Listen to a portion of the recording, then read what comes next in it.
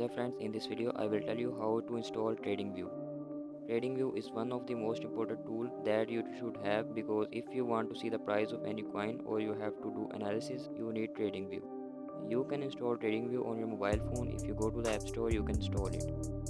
I will recommend you to install it on your laptop or computer because you will be able to use it much smoother. To install it on desktop, you have to go to Google and search for TradingView desktop. You will get the link tradingview.com. Click here.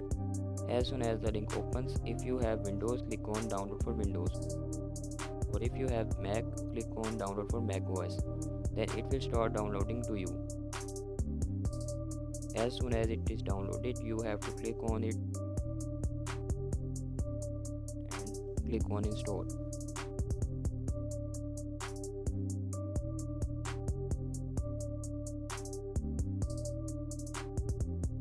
After completing installation, you have to create your account by going to sign up. If you already have an account created before, then sign into your account and it will be set up. Thanks for watching the video, and if you are new to this channel, please subscribe my YouTube channel and share with your friends. Thanks.